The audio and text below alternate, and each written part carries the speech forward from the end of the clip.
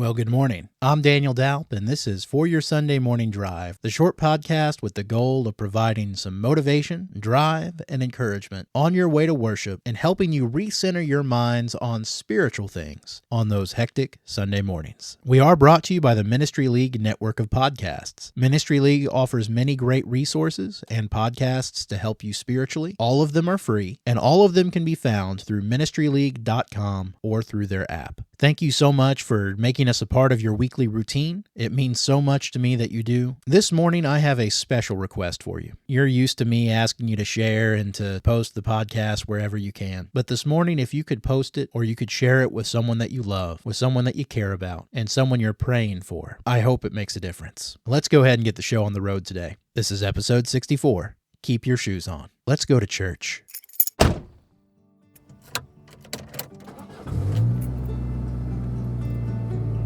Are we there yet?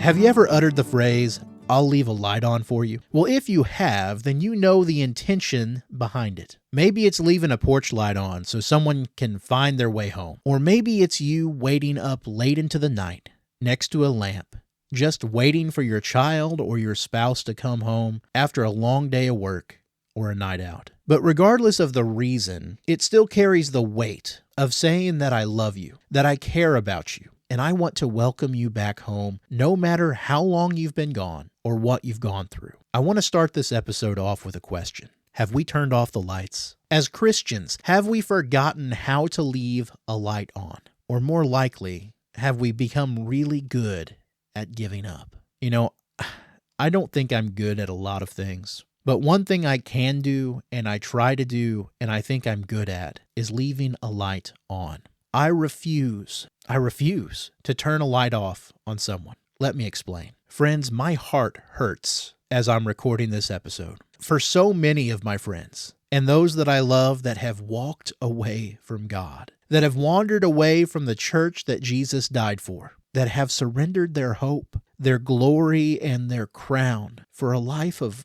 folly. And knowing what Jesus has done for me, knowing the Luke 15:11-32 parable of the prodigal son, and knowing that Jesus is the light that is left on for me, how dare I give up on my brothers or my sisters that have walked away? You see, my fear is that we as Christians have become more apt, more comfortable, more prone to giving up than we are to continue to hope in what the gospel can do to transform lives. Jeremiah 32 verse 27 says, "Behold, I am the Lord, the God of all flesh. Is anything too difficult for me?" Do you believe that? Do you believe that there is nothing too difficult for God? That applies to those that have left. Their hearts can still change. You know, I've seen in the past where sometimes Christians will use the instruction that Jesus gave when he sends out the 12 apostles in Matthew chapter 10 to justify giving up on those who've walked away or who have rejected the word of God.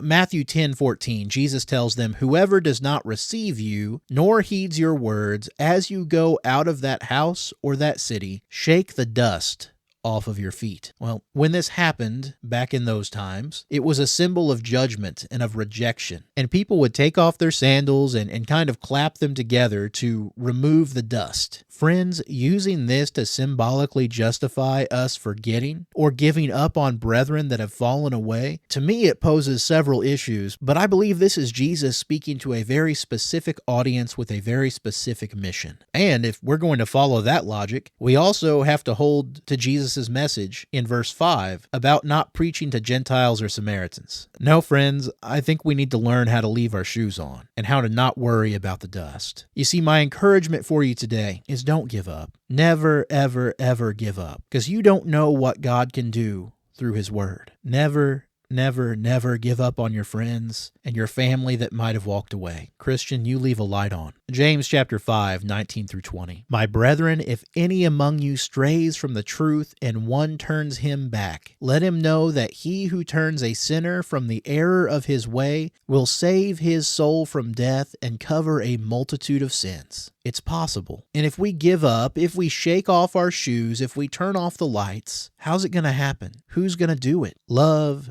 your brothers and sisters enough to not give up. And if this episode should find its way into the ears of a friend or a stranger that has wandered away from the light of the Lord, I'm not giving up on you. Reach out if you need help finding the way, because my shoes are on, my feet are dusty, and I left a light on for you. Well, those are my thoughts for your Sunday morning drive. Now it's time to hear yours. And don't forget, you can always share those thoughts or your comments at foryoursundaymorningdrive.com. Our discussion questions for this week are, who is someone on your heart that has turned away from God? Have you given up on them? What can you do this week to actively leave that light on? And if you have walked away, isn't it time you come home?